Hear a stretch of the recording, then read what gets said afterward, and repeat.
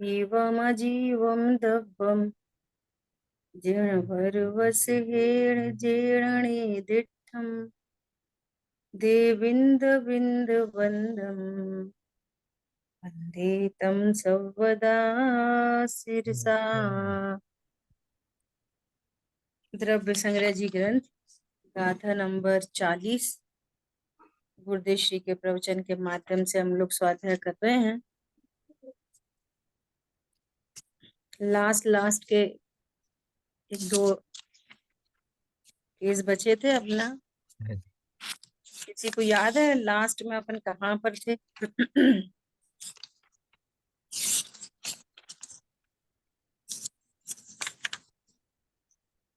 अपना विषय चल रहा है इस गाथा में, अपना विषय चल रहा है कि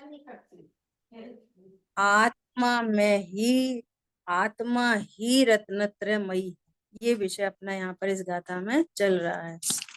अब गुरुदेव श्री बहुत गजब से इस गाथा के अर्थ में पहले तो पूरे ग्रहित मिथ्यात्व के अभाव की चर्चा उन्होंने पिछले गाथा में भी की और यहाँ पर भी कर रहे हैं। देखो कितनी गजब की बात आ रही है। आपने कौन सा पेज निकाला है? हाँ, इससे जस्ट बिफोर, हाँ यहाँ से बस बस बस, है ना। देखो ये ऊपर वाला पैराग्राफ अपन ऊपर से ही पढ़ते हैं, स्टार्टिंग से ही एक बार, है ना। ज्ञानी जीव को गृहस्थ अवस्था में घर के धंधे आदि कार्यों के अशुभ राग होता है। क्यों होता है? वर्तमान कमजोरी के कारण उसका उपयोग आत्मानंद में अधिक समय तक निरंतर स्थिर नहीं रह पाता। चौथे गुण स्थान में स्थिरता की निरंतरता नहीं है। अब ये साइंस है, अनंतानुबंधी के अभाव में इतनी ही स्थिरता होती है ना। अप्रत्याख्यान का अभाव हो तो स्थिरता विशेष होती है, और प्रत्याख्यान का ही अभाव हो जाए तो क्षण क्षण स्थिरता होती है। छठवां सातवां गुण स्थान होता है ना। अब चौथे गुण स्थान वर्ती को यदि आप बाहर से देखने की कोशिश करोगे मन वचन काय से, तो एक मिथ्या दृष्टि में और एक सम्यक दृष्टि में शायद ही कोई अंतर दिखाई दे। पहचानने वाला पहचान भी सकता है ना। ऐसे स्थूलता से देखोगे तो कुछ अंतर नहीं दिखाई देगा, परंतु सम्यक दृष्टि जीव को पक्ष किसी का नहीं बचा। एक अपूर्व कार्य उसकी परिणति में हुआ है, जो अनंत काल से नहीं हुआ। ऐसा अपूर्व कार्य सम्यक दृष्टि जीव की परिणति में हुआ है। इतना बड़ा काम हो चुका है। ठीक है, तो कह रहे हैं तो भी अतीन्द्रिय आनंद में लीन होने की शक्ति रूप ज्ञान तो निरंतर लब्ध रूप वर्तता है। अपनी लास्ट क्लास में शांति भाई का प्रश्न था ना कि वो सम्यक दृष्टि अनुभूति के काल में और अनुभूति से बाहर आए तो क्या अंतर होता है। तो कह रहे हैं कि उपयोगात्मक भले पर लक्ष्य है, परंतु दो क्लियर शब्द आ गया। एक चीज ऑथेंटिक होती है ना बड़े लोगों से, ज्ञानियों से, तो कितनी क्लियर बात हो गई। अब भले अशोपयोग हो तो भी अतीन्द्रिय आनंद की लीन परिणति, सम्यक चारित्र की परिणति निरंतर लब्ध रूप वर्तती है। जितनी कषाय चौकड़ी का अभाव हुआ है वो शांति धारा प्रति समय चल रही है, चाहे अशुभोपयोग हो, चाहे शुभोपयोग हो, और चाहे आत्मानुभूति का काल हो। ये वाली बात अपनी लास्ट क्लास में हो गई थी, ख्याल में आ रही है। दो कषाय चौकड़ी का अभाव हुआ है, तो दो कषाय चौकड़ी के अभाव जितनी वीतरागता लब्ध रूप से, अब ये वर्ड मिल गया अपन को, लब्ध रूप से चली रही है। कब कब? चाहे अशुभ उपयोग का काल हो, चाहे शुभोपयोग का काल हो, और चाहे आत्मानुभूति का काल हो। ये उपयोगात्मक तीनों चीजें, और जितना अभाव हो रखा है उतना अन्य तो प्रति समय चल रहा है। ठीक है, राग से भिन्न शुद्धात्मा का भान तो सदा ही रहता है, अशुभ उपयोग के काल में भी रहता है, शुभोपयोग के काल में भी रहता ही है। ठीक है, लड़ाई, व्यापार, खान पान आदि घर के कार्यों में अशुभ भाव होता है, परंतु उस समय भी मैं पर से भिन्न हूं, ज्ञाता हूं, यह बात विस्मृत नहीं होती। इसको बोलते हैं कि बार बार भोगना नहीं पड़ता कि मैं त्रिकाली ध्रुव हूँ, त्रिकाली ध्रुव हूँ। जैसे अभी बार बार याद नहीं करना पड़ रहा कि मैं आत्मा हूँ, मैं शरीर हूँ, मैं शरीर हूँ, स्त्री हूँ।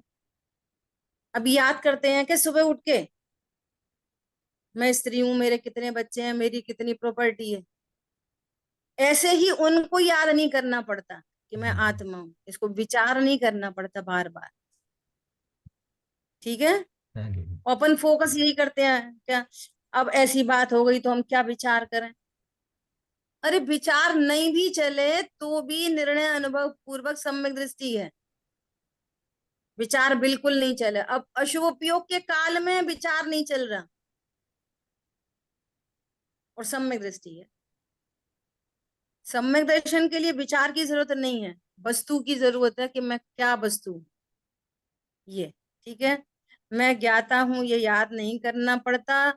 ऐसा नहीं है कि याद किए बिना ही अंतरंग में ज्ञायक की रुचि, दृढ़ता क्षण मात्र भी ढीली नहीं होती। ठीक है, अब देखो आगे और खुलासा कर रहे हैं। सम्यक दृष्टि गृहस्थ के पुत्र मरने पर वह रुदन भी करे।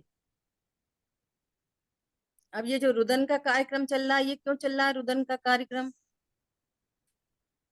ये रुदन का कार्यक्रम इसलिए चल रहा है कि शेष कषाय विद्यमान, इसलिए चल रहा है।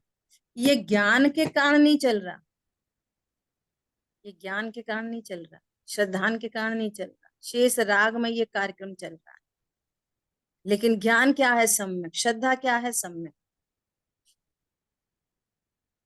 मैंने बहुत बार इसका भाव, ऐसा भाव वासना नहीं होती ना, जान लिया हम गायक हैं और जान लिया कि हमारे पत्नी बच्चे नहीं है, वो बच्चा मर जाए तो रो क्यों रहे?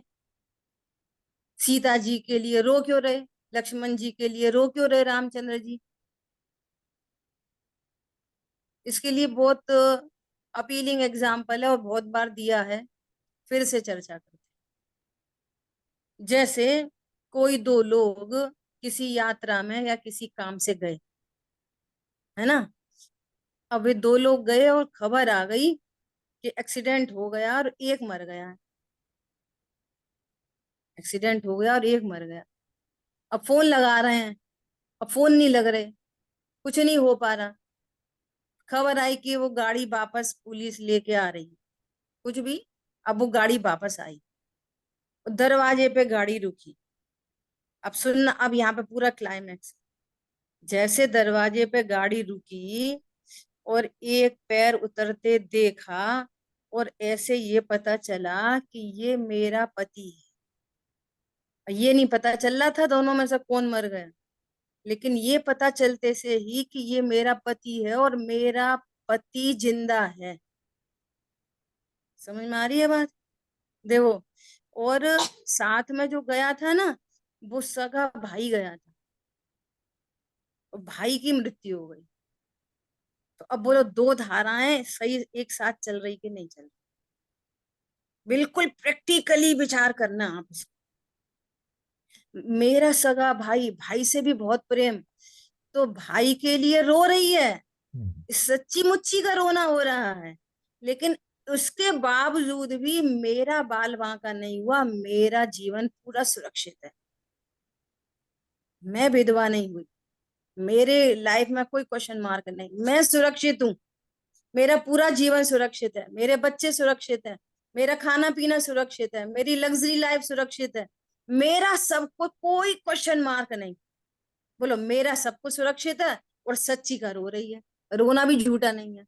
तो ये दो धाराएं लोक में चल जाती हैं कि नहीं चल जाती हैं एक साथ में? बोलो। तो ऐसे यहाँ पर शेष कषाय में इतना काम हो रहा है, शेष कषाय में। रोने गाने का, लेकिन मैं शुद्ध सुरक्षित परमात्मा हूं, मेरा कोई बाल वांका नहीं हुआ। ये सम्यक दृष्टि की अवस्था है। आई बात ख्याल में? देखो ऐसा कह रहे हैं, तो भी उसके भेद विज्ञान का अभाव नहीं होता। भेद विज्ञान मतलब मैं परिपूर्ण हूं, मैं ध्रुव हूं, परमाणु मात्र मेरा नहीं, ये निर्णय, ये ज्ञान और श्रद्धान और अप्रत्याख्यान आदि में ये रोना गाना चलता है। अब ये साइंस से पकड़नी पड़ेगी बात, ठीक है। अज्ञानी वर्तमान पुत्र के वियोग में तो शोक संतप्त होता रहता है, परंतु यह विचार करके अविनाशी ज्ञायक आत्मा की दृष्टि और समता प्रकट नहीं करता कि मैं स्वयं अनंत बार वनस्पति में गया, वहां अनंत जीवों के साथ जन्म मरण किया। बोलो, अज्ञानी की कैसी स्थिति है? रोज किसी ना किसी को मरते देख रहे हैं, और ये देख रहे हैं कि इसका घर पूरा छूट गया, इतनी लग्जरी सब इधर ही छूट गई, ये सब चीजें देख रहे हैं, है ना। और फिर भी निशंक है कि हमारा कुछ नहीं छूटेगा। ये अज्ञानी की स्थिति। जो धन छूटता हुआ दिख रहा है कि देखो उनकी पूरी 3 मंजिल का नया घर अभी अभी छूट गया, इतनी बड़ी कंपनी छूट गई, इतना व्यापार छूट गया, पत्नी बच्चे सब छूट गए, नाती पोते सब छूट गए। हमारे हमारा घर तो आलीशान है, हमने तो अभी नई गाड़ी खरीदी है, हमारे घर में तो अभी नया बच्चा हुआ है। समझ में आ रही है बात? बोलो, ये अज्ञानी की स्थिति है। घटनाएं उसके सामने भी घटित होती हैं, पर वो इग्नोर करता है, निर्णय नहीं करता। हर बात को इग्नोर की जा रही है, निर्णय नहीं कर पा रहे। ये अज्ञानी की स्थिति है। चाहे तो उन्हीं कंडीशंस में डिसीजन कर सकता है। आ रही बात ख्याल में? ऐसा कह रहे हैं यहाँ पे, अनंत बार वनस्पति बना और अनंत बार जन्म मरण धारण किया। बोलो, आगम से ये वाली बात प्रसिद्ध है ना, कि हम भी अनंत बार बने होंगे। ऐसा ज्ञानी को पुत्र वियोग का दुख नहीं होता, मात्र, जो कितनी इंपॉर्टेंट बात है, दुख नहीं है उसको, मात्र वर्तमान कमजोरी के कारण दुख होता है, पर उसकी मुख्यता नहीं होती। जो स्वरूप में लीनता नहीं हो पा रही ना, उसका दुख है, पुत्र का दुख नहीं। पकड़ना बात को। पहली बात तो ये नक्की करो कि दुख अनेक प्रकार का होता नहीं है। ये इस बात को नक्की करो, अगर पकड़ में आ जाए ना, तो बस आनंद आ जाए, सुखी होने का उपाय बन जाए। दुख अनेक प्रकार का नहीं होता। क्यों? मैं आत्मा हूं, ऐसे ऐसे ज्ञान के अभाव में, श्रद्धान के अभाव में, जो चारित्र की परिणति में राग द्वेष उत्पन्न हो रहे हैं ना, अस्थिरता है ना, वो ही दुख है। दुख एक ही प्रकार का है। दुख क्यों उत्पन्न हो रहा है? कि चारित्र की परिणति अस्थिर है, इक्वल टू दुख। अब ज्ञान में लक्ष्य हुआ किसका? हमारे पास पैसे नहीं है तो कहेंगे पैसे का दुख। पैसे का दुख नहीं है, बीमारी का दुख। बीमारी का दुख नहीं है, दुख तो किसका है? कि वो चारित्र की परिणति में स्वरूप की स्थिरता नहीं है, सब दुख दुख दुख दुख दुख दुख इसलिए उत्पन्न हो रहा है। प्रीति, पकड़ में आ गई बात? नहीं आई? दुख क्या है? चारित्र की परिणति में जो स्थिरता नहीं है ना, स्वभाव में स्थिरता नहीं है, उसका नाम दुख है। अब ज्ञान लक्ष्य करता है किसका? पैसा नहीं है हमारे पास तो दुख उत्पन्न हुआ, तो ये समझता है वो कि पैसा नहीं है इसलिए दुख है, शरीर में रोग है इसलिए दुख है। नहीं नहीं, चारित्र की परिणति स्वभाव में स्थिर नहीं है, ये एक ही दुख है।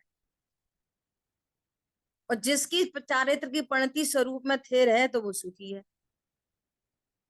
अब शेष कषाय में स्थिरता नहीं है तो इस बात का दुख है। पुत्र मर गया, इसका दुख नहीं होता, होता ही नहीं है इस बात का दुख। ये पुत्र मेरा है, ऐसी अज्ञानता से दुख उत्पन्न होता। कई बार एग्जाम्पल दिया है। मिथ्या दृष्टि जीव को यदि पुत्र उसकी आज्ञा में न हो और वो पुत्र मर जाए तो कहता है भला मर गया। इसका मतलब क्या है? राग का दुख है। अब राग घट गया ना, तो उसी कंडीशन में उसे दुख नहीं लग रहा। अज्ञान मोह राग से दुख होता है, पर द्रव्यों से दुख नहीं होता, सुख भी नहीं होता।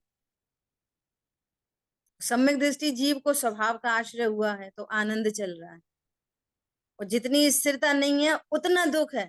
बाहर की स्थिति परिस्थिति का दुख नहीं, वो तो उस पे उपचार से नाम धरते हैं।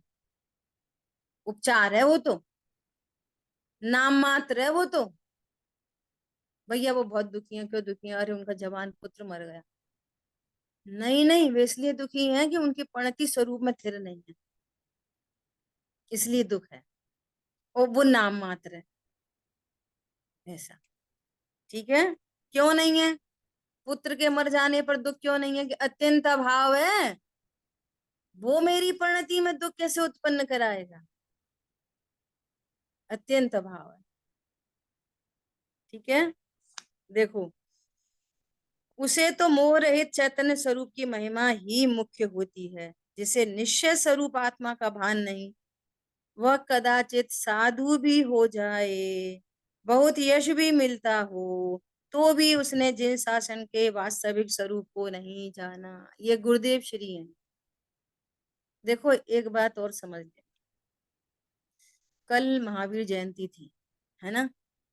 और कल के दिन ही गुरुदेव श्री ने मत परिवर्तन, जिसको कहना चाहिए ओपनली मत परिवर्तन जो किया था, वो कल के दिन किया था।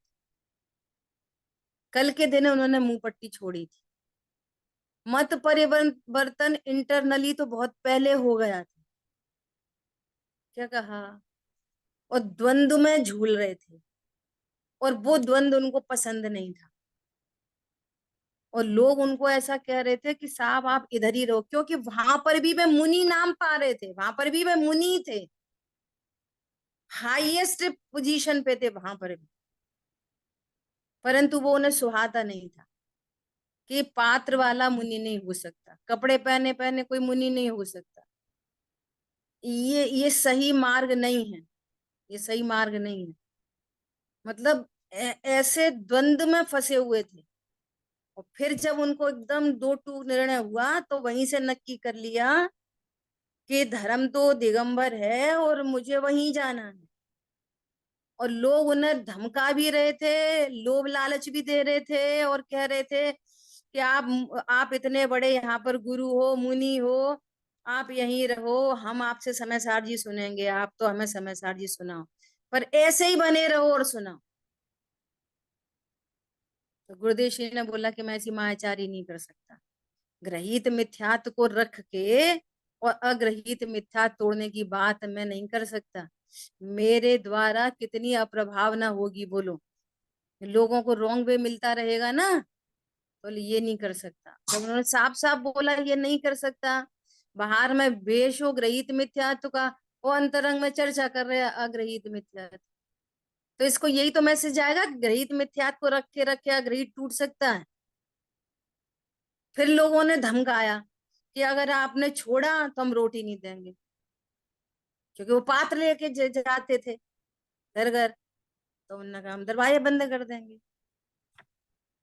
तब गुरुदेव श्री बोले, अरे मैं तो रोटी खाता ही कब हूं, नंबर एक। दूसरी बात, दूसरी बात, इस देह को जब तक टिकना है तो ये टिकेगी, इसके लिए निमित्त रूप से रोटी होगी तो होगी। मैं दो रोटी के खातिर सत्य शासन नहीं वो छोड़ सकता। क्या बोला? तुम्हारी दो रोटी के खातिर मैं अपना बुरा नहीं कर सकता, सत्य शासन को नहीं छोड़ सकता। हम कल्पना नहीं कर सकते उस समय की बात को। और इधर दिगंबरों को अतई पता नहीं था कि ऐसा कोई मत परिवर्तन करके इधर आ रहा है, सो अपन उनको वेलकम करते। सो यहां पर भी वेलकम नहीं हुआ। यहाँ पर भी जब वो ऐसी चर्चा आने लगी ना, सत्य चर्चा जब आने लगी, जब, तो यहाँ के लोगों में भी दो टूक हो गए कि ये तो नया धर्म ले आए, तो यहाँ पे भी झंझट हो गया दिगंबरों में कि ये कहाँ से बात ले आए, ये ऐसी बात बात निमित्त, ये तो निमित्त को मानते ही नहीं, ये तो ऐसा बात करते हैं। बात अलग गुरुदेव बात। श्री ने 6 महीने सिर्फ छाछ रोटी खाई है, आप कल्पना नहीं कर सकते। छाछ रोटी खाई है उन्होंने। सोनगढ़ में कुछ भी नहीं था, बहुत बड़ी यात्रा है उनकी। अब वो छठा आपको अभी यहाँ देखने मिलेगी। प्रसंग भी प्रसंग भी कल ही बीता है, और यहाँ चर्चा भी वही आ गई है। अब सुनना बहुत गंभीरता से। प्रश्न है, धर्म के संस्कार डालने के लिए बालपना अच्छा है कि जवानी? धर्म के संस्कार कब डालने चाहिए, ये सबका ही प्रश्न रहता है। अभी तो बच्चे हैं, खाने दो। क्या बताएं, मिथ्या दृष्टि जीव का सोच कैसी है। यदि आप अपने बच्चे को रात्रि भोजन त्याग करवा रहे हो, ए अभी का जरूरत है छुड़ाने की? मतलब अभी तो ऐसी उम्र है कि पेट्रोल डालो और आग लगाओ। अभी तो बालपन में क्या करना चाहिए? पेट्रोल डालनी चाहिए और आग लगानी चाहिए। बड़े होंगे तब करेंगे कुछ अच्छा सा काम। पता है, 8 वर्ष कुछ अंतर मुहूर्त के सिद्ध भगवान सिद्ध क्षेत्र में विराजमान है। 8 वर्ष और कुछ अंतर मुहूर्त में एक जीव, अब वर्ष तो सभी सापेक्ष कह रहे हैं, अरहंत पद को प्राप्त कर लेते हैं। तुम कह रहे हो संस्कार की बात कर रहे हो। 11 साल के मुनिराज, बोलो जिनसेन मुनिराज, जिन्होंने बचपन से कभी कपड़े पहने ही नहीं, जिन्होंने, और 11 वर्ष की आयु में दिगंबर दीक्षा। सोच सकते हैं? हम तो यहाँ पे अभी बाल बहुत पढ़ाने में टेंशन हो रही है। पाठशाला पाठशाला, रात्रि भोजन के त्याग कराने में आफत आ रही है। बाजार का छुड़ाने में आफत आ रही है। छना पानी पिलाने में आफत आ रही है। 11 साल के मुनिराज, कुंद कुंदाचार्य भगवान, कुंद कुंदाचार्य भगवान 13 साल की अवस्था में मुनि मुनि दीक्षा, 30 साल की अवस्था में आचार्य पदवी। सोचो जरा। बोलो अभी टोडरमल जी 40 साल के लगभग लगभग में तो उनकी हत्या ही करा दी गई। और उससे पूर्व 25-30 साल की उम्र में बोलो आप, कितना साहित्य लिखा गया हो। करणानियोग के चारों अनुयोगों के प्रकांड विद्वान, जिनको आचार्य कल्प की उपाधि दी गई। एक ऐसा गृहस्थ कि जिसके, यदि इसके ज्ञान की तीक्ष्णता देखी जाए, तो वो उनको उपाधि मिली कि ये आचार्यों जैसे हैं। आचार्य कल्प पंडित प्रवर टोडरमल जी, सम्यक ज्ञान चंद्रिका, बड़े बड़े ग्रंथों की षटखंडागम जी ग्रंथ, और इन इनके ग्रंथ के कैसी बड़ी बड़ी टीका उन्होंने कब करी? 30-35 साल की उम्र में। सोच सकते हैं हम कि संस्कार कब डालना चाहिए? कब डालने चाहिए संस्कार? आप बचपन में तो खाना पीना चाहिए। तुम्हें मालूम है कि उसकी आयु कितनी है?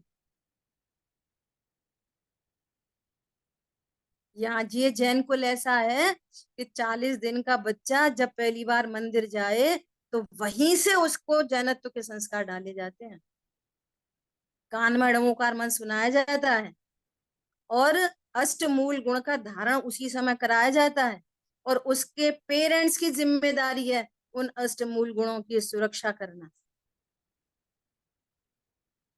ये ड्रेस कोड तो शुरू से ही रहता है। और फिर वो 8 वर्ष का होएगा तो सम्यक दर्शन की पात्रता उसमें आ जाती है।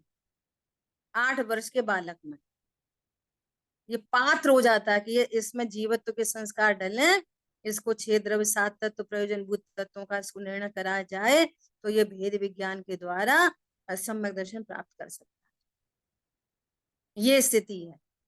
देखो, जब पुरुषार्थ करे तब वर्तमान पुरुषार्थ से ही अपने में धर्म को उतार सकता है। धर्म का शरीर की अवस्था से कोई संबंध नहीं, कि बालक में डालें कि जवान में संस्कार डालें, कब डालें। और सुनो, खाना पीना, रात्रि भोजन करना नहीं करना, ये संस्कार नहीं है वास्तव में, ये तो ड्रेस कोड है। संस्कार तो है भेद विज्ञान का संस्कार, इसका नाम संस्कार है। वो कोई संस्कार थोड़ी है, वो सब हो, भेद ज्ञान का संस्कार नहीं डले। तो जैन कुल का मिलना नहीं मिलना कोई मतलब नहीं है। तो कर अनंत बार ग्रीवक उपजायो मुनि व्रत धार, और जीवत्व का संस्कार नहीं था, तो संसार 0.000001% भी नहीं कटा। संस्कार क्या चीज है? भेद विज्ञान के संस्कार, जीवत्व के संस्कार। ठीक है, वर्तमान पुरुषार्थ ही कारण है। शास्त्र में प्रद्युम्न कुमार की बात आती है कि वे कामदेव थे और युवा अवस्था में समस्त रानियों को छोड़कर महावैराग्यवान होकर नग्न दिगंबर जिन दीक्षा धारण करके चैतन्य विद्या साधने के लिए अंदर आत्मा में चले गए। इससे सिद्ध होता है कि छोटी उम्र में भी पुरुषार्थ से वैराग्य धर्म धारण कर सकता है। कब करना चाहिए धर्म?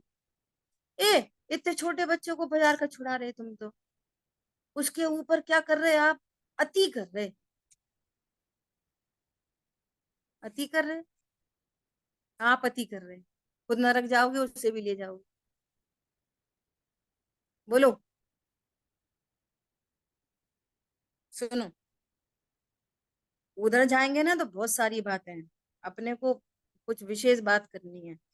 निर्विकल्प श्रद्धा ज्ञान चारित्र रूप निश्चय रत्नत्रय आत्मा में ही होता है। आत्मा में ही होता है का अर्थ क्या निकला? बोलो, कौन बोलेगा? निश्चय सम्यक दर्शन ज्ञान चारित्र आत्मा में ही होता है, इसका क्या अर्थ है? बहुत चर्चा हो चुकी है अपनी। बोलो, आत्मा में होता है तो आत्मा में से निकालना है। बोलो, आत्मा में ही होता का अर्थ बोलो, कौन बोलेगा? हम्म, जीव का स्वभाव है। जो चर्चा की थी वो बोलो। प्रदीप भाई बोलिए, हाँ निधि बहन बोलिए।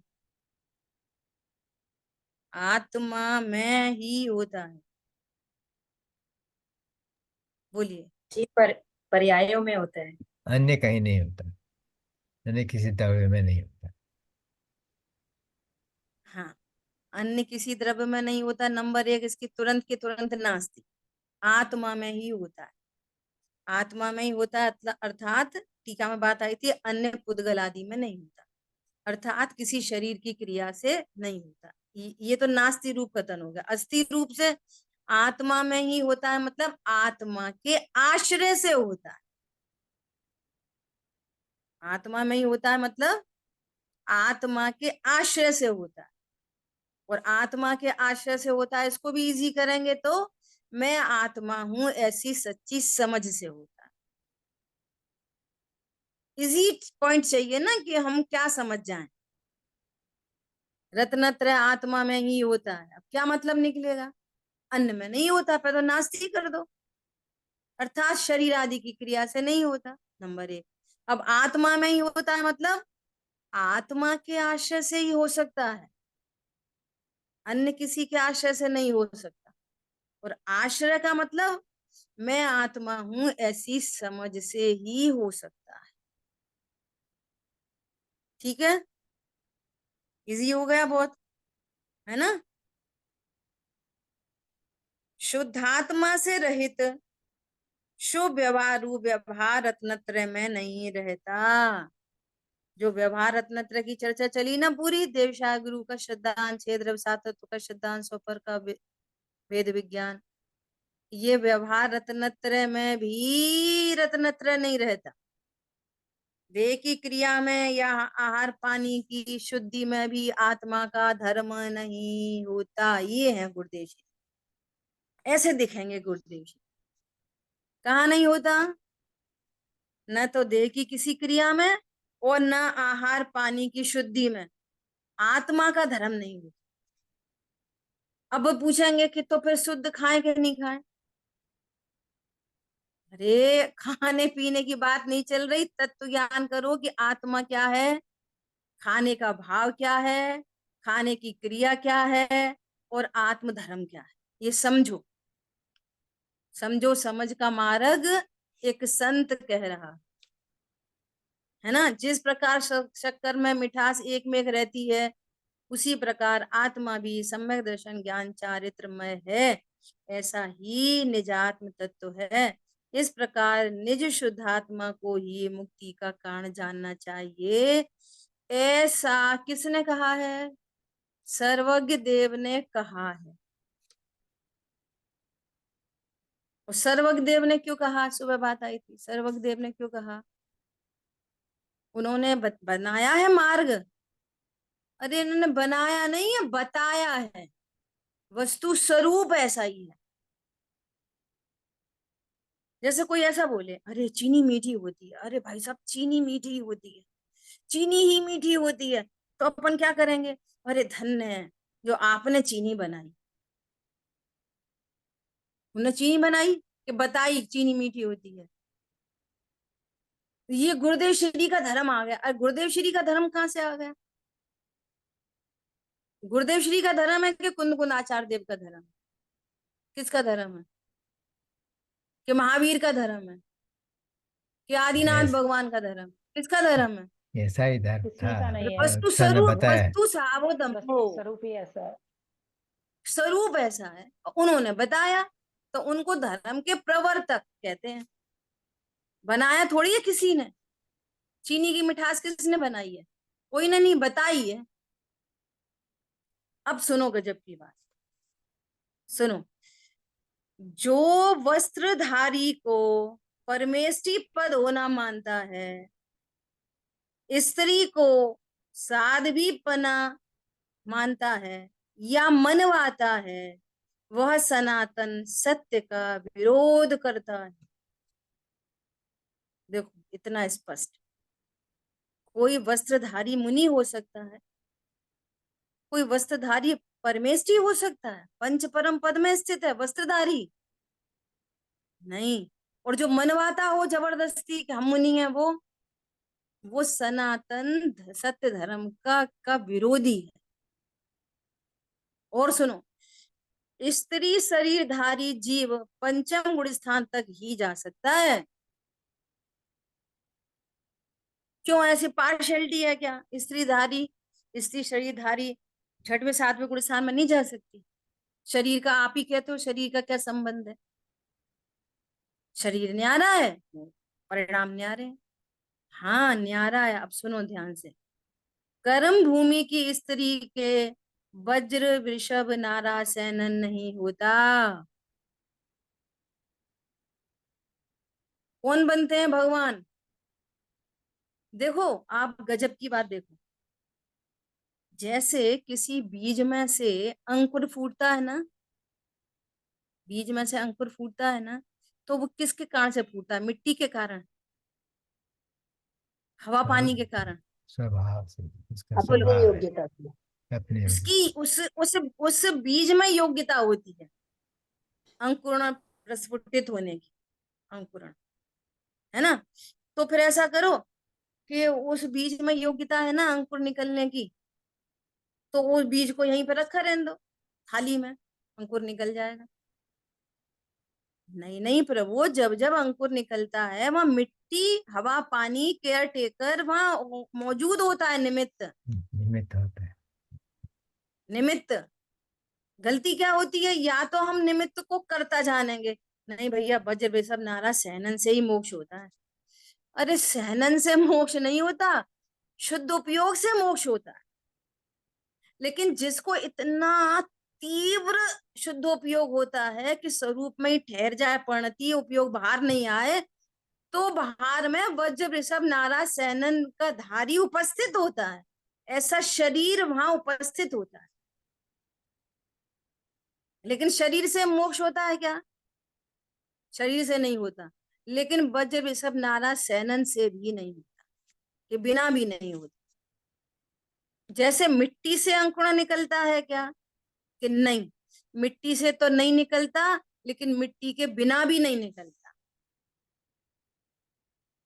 क्या ही समझ में है?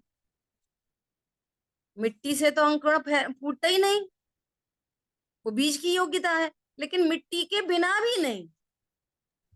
निमित्त है ऐसा पर ये निमित्त निमित्त उपादान करता है। नहीं।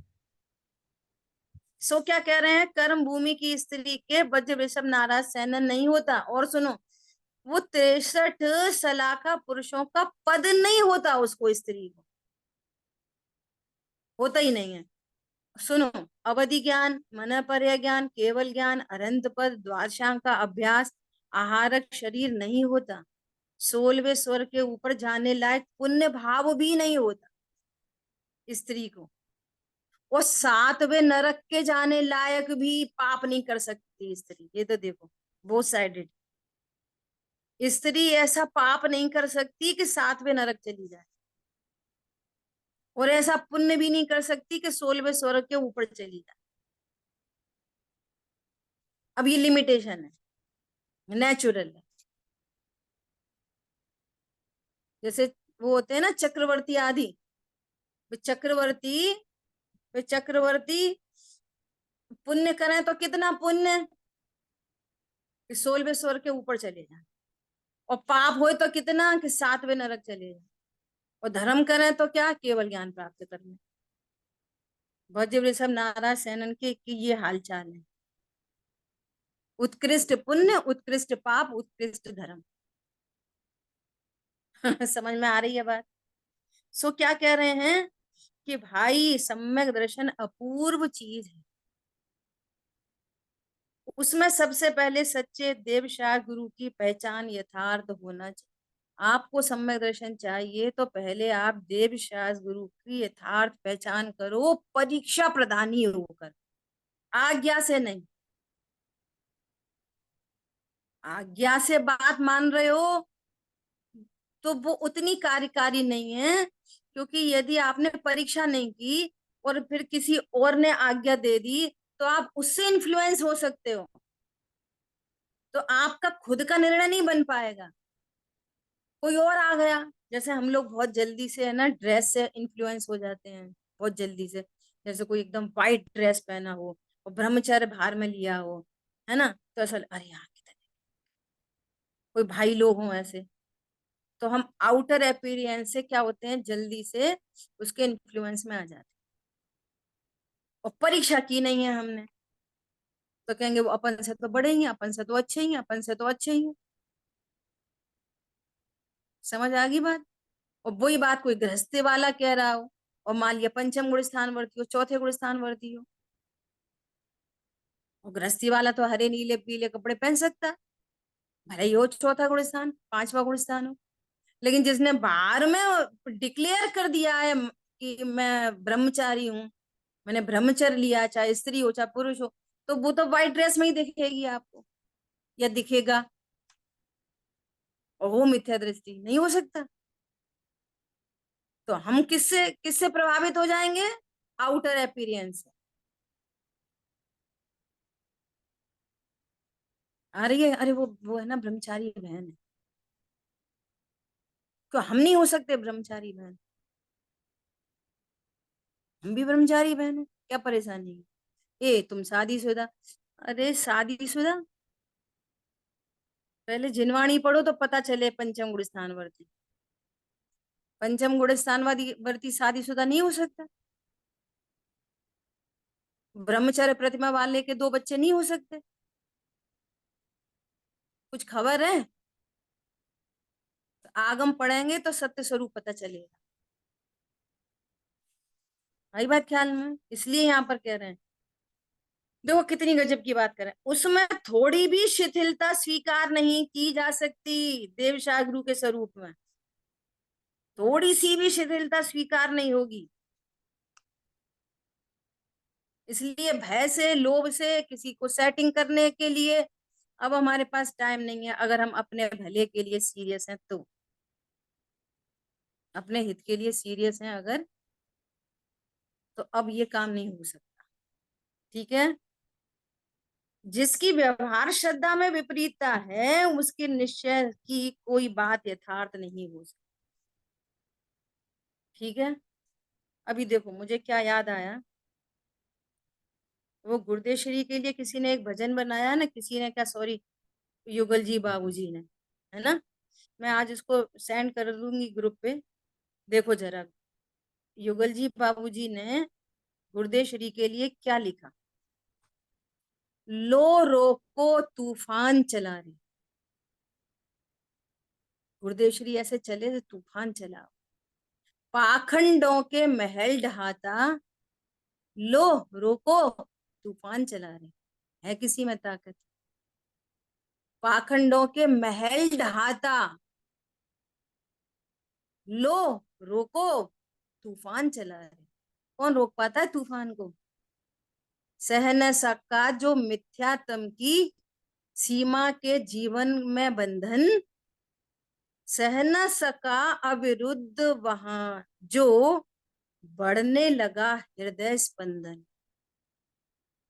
सांसें स्पंदन बढ़ने लगा।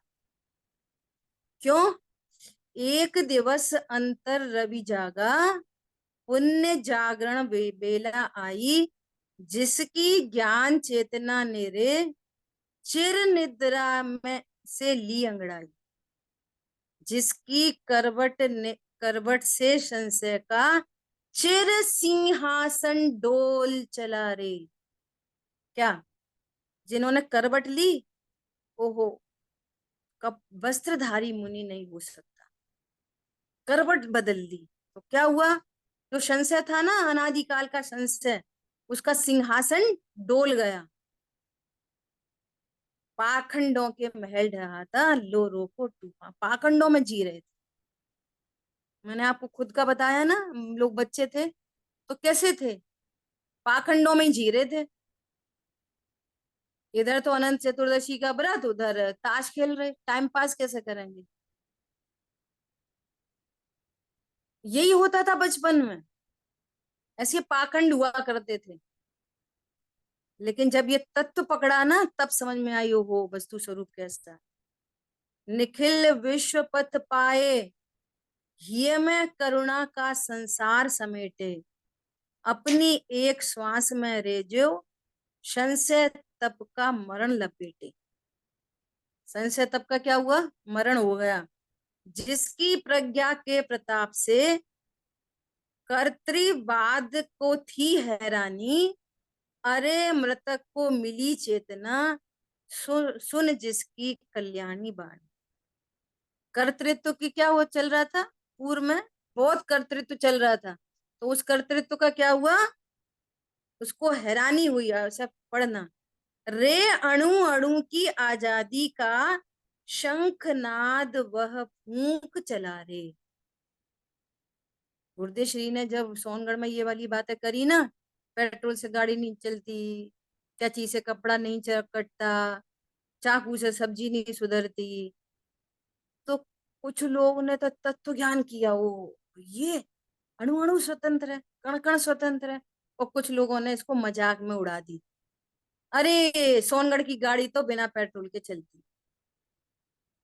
गुरुदेव श्री हर को कहते थे, अरे भगवान की दृष्टि में भगवान बसा था, भगवान है। कोई कहता साहब आपके विरोध में इतने सारे लोग आ रहे हैं वहां वहां से, उन्होंने कभी नहीं कहा कि कोई मेरे विरोध में है। वो यही कहते आए क्या, अरे भगवान छे, भूलेला भगवान छे। भगवान। दृष्टि में ऐसा भगवान बसा था, हम्म। किसी को करता देखते ही नहीं थे, किसी को मन वचन काय का करता नहीं देखते थे। समझ में आ रही बात? तो लोग उसकी भी मजाक बनाते, आओ आओ भगवान, आओ समोसे खाओ, आओ भगवान समोसे खाओ। ऐसा मजाक बना था। क्यों? भी तत्व को नहीं समझ पाए थे। और जब पुण्य की धज्जियां उड़ाई ना उन्होंने, शुभ भाव की धज्जियां उड़ाई, तो फिर तूफान मच गया। ये तो ये कह रहे हैं कि पूजा मत करो, पाठ मत करो, ये सबको नरक ले जाएंगे। हम क्या स्ट्रगल कर रहे हैं? स्ट्रगल तो हो चुका। क्या ये क्या कह रहे हैं? ये कह रहे हैं कि पूजा पाठ मत करो, ये अपन को नरक भेजना चाहते हैं। वो ये कह ही नहीं रहे थे पूजा पाठ मत करो, भी ये कह रहे थे कि पूजा पाठ धर्म नहीं है, ये बता रहे। वो आश्रव है, ऐसा जाने। तो लोगों ने अपने मन से अर्थ के अनर्थ किए। ठीक है, बहुत गजब का है। अभी टाइम अपना हो चुका है, 1-2 स्टेंजा और हैं, मैं ग्रुप पे भेजती हूँ, उसको पढ़ना अच्छे से, ठीक है। अजिन वाणी के ज्ञान से सूझे लोकालोक, सो वाणी मस्तक नमो सदा ते तुम दो। बोलिए द्वारकामयी जिनवाणी माता की जय। जय हो। जय जिनेन्द्र। जय जिनेन्द्र। जय जिनेन्द्र सबको। जय जिनेन्द्र। जय जिनेन्द्र।